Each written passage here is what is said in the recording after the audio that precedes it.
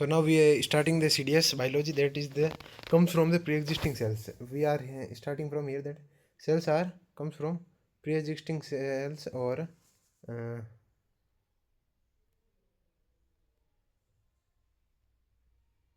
okay.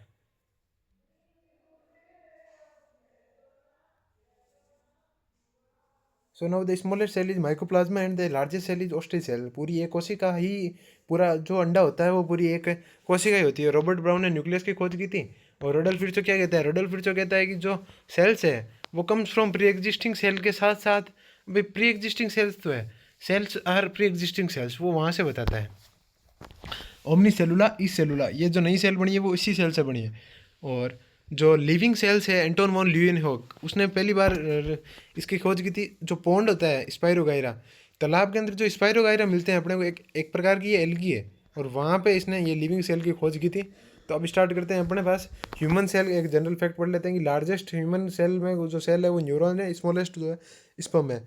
और structure और component की बात करें तो अपने पास जो है सेल मेम्ब्रेन एक प्रकार से यूनिवर्सल है, हर प्रकार के ऑर्गेनिज्म में मिलेगी ये.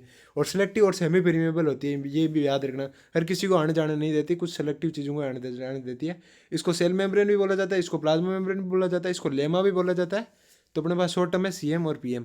तो अब इसके कुछ स्ट्रक्चर किस प्रकार से, वो स्ट्रक्चर कुछ इस प्रकार से है कि ये बाहर जो ये इसकी सबसे इसकी बाइलिपिड लेयर होती है. मतलब अपने को जो अपने को दिख रही है एक है, लेकिन ये इन रियल में है ना, इसके बीच में एक फ्लूइड होता है. और होती तो सिंगल लेयर है, लेकिन आगे और पीछे बाइलिपिड लगे हुए होते हैं.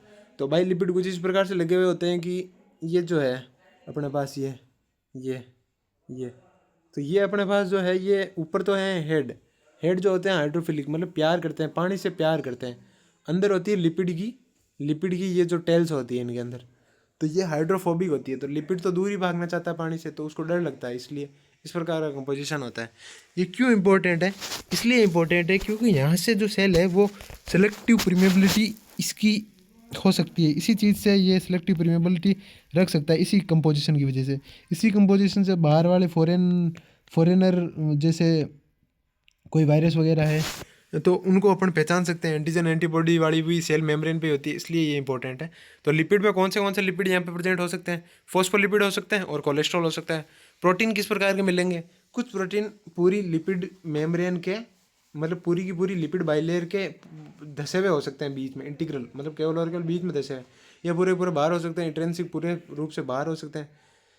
ठीक है. और कार्बोहाइड्रेट भी मिलते हैं. अब अपने पास एग्जांपल है RBC का NCERT में कि 52% प्रोटीन से बनी हुई होती है. जो RBC की मेम्ब्रेन है, सेल मेम्ब्रेन, वो उसमें 52% प्रोटीन होता है और 40% लिपिड होता है. लेकिन बाकी भी होते हैं. तो बाकी कितने हो गए फिर? 92% तो ये हो गया इन दोनों का. बाकी कोलेस्ट्रॉल कार्बोहाइड्रेट से हो सकता है.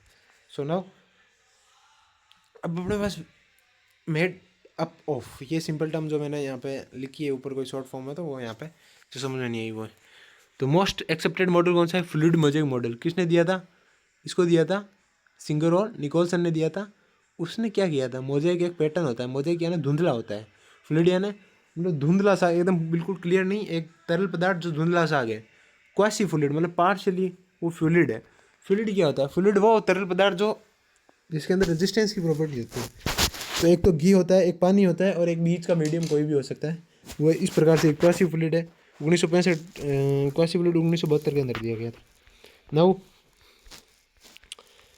सेकंड टर्म आती है कि सेल मेम्ब्रेन के एग्रोसी ऑस्मोसिस और डिफ्यूजन. अपन इसके कुछ कैरेक्टरिस्टिक पढ़ रहे हैं, मतलब जो इसके एग्रोस हो सकते हैं.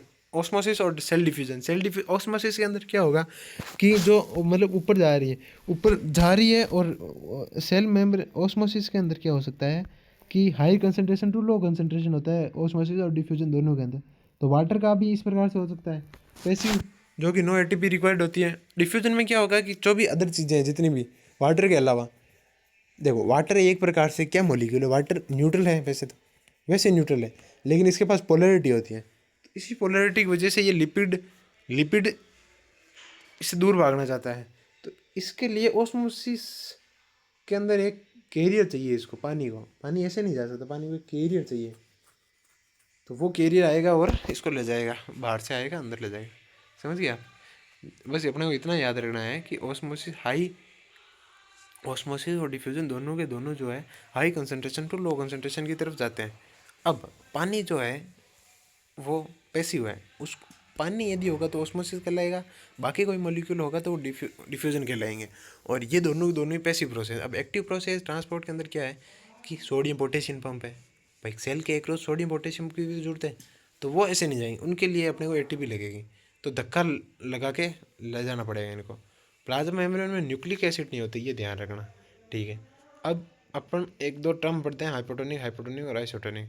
हाइपोटोनिक में क्या होगा कि श्रिंक हो जाएगी सेल। अब हाइपरटोनिक सॉल्यूशन के रेस्पेक्ट में बोला जाता है हमेशा।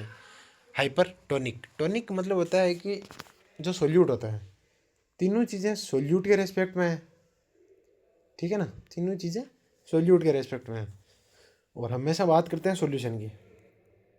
हाइपर ज़्यादा, टोनिक यानी सोल्यूट, किस में, सॉल्यूशन में, सही बात है। ज़्यादा है सोल्यूट बाहर, तो पानी बाहर क्या है, कम है, तो अंदर सोल्यूट, तो अंदर सोल्यूट क्या होगा, कम होगा, पानी क्या होगा, ज़्यादा होगा, तो पानी का फ्लो अंदर से बाहर, सिंपल। इसी प्रकार से हाइपो हो जाएगा, इसी प्रकार से आइस हो जाएगा।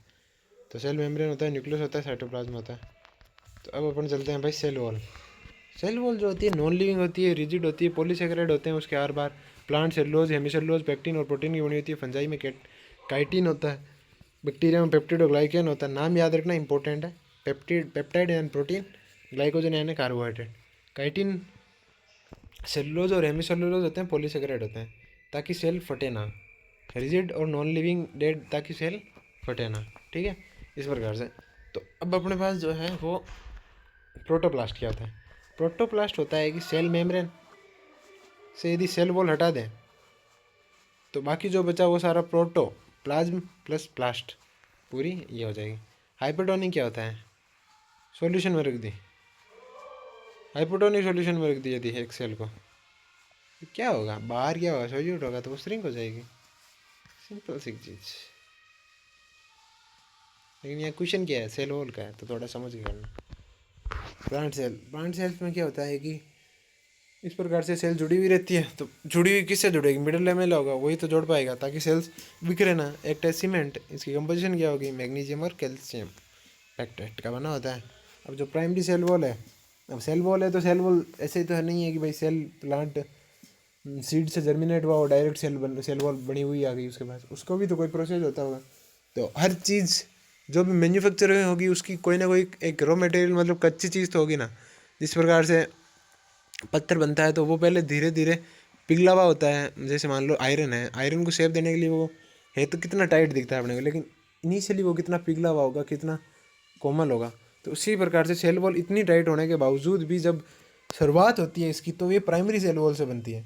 तो कुछ जो जिस प्रकार से वहाँ पे जो भी उनका कंपोजिशन, जो भी उनका प्रोसेस रहता होगा वो बनाती है, तो पहले प्राइमरी सेल वॉल बनाती है, तो ये इनिशियल स्टेज में बनती है, तो पहले बनती है और थोड़ी बहुत फ्लेक्सिबल होती है। अब यही प्राइमरी सेल वॉल आगे की ओर धकेलती जाती है, जब नया मटेरियल आता जाएगा तो आगे धकेलते जाएंगे ना, तो वो जो सबसे बाहर की तरफ चली जाएगी वो सेकेंडरी बन जाएगी, क्योंकि बनी तो पहले ही थी वो, लेकिन अब उसे सेकेंडरी कहने लगी क्योंकि वो टफ होने लगी, और प्राइमरी सेल वॉल नई जगह ले लेगा।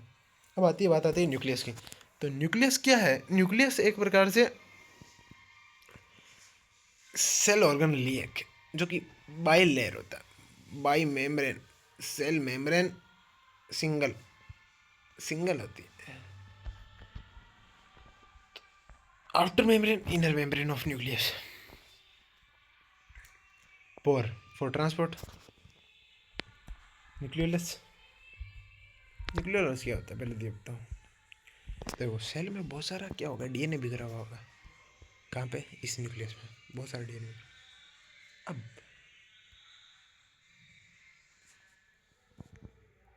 होता क्या है, ये भी है, जब बाहर तो साइटोप्लाज्म होता है, अंदर में क्या होगा,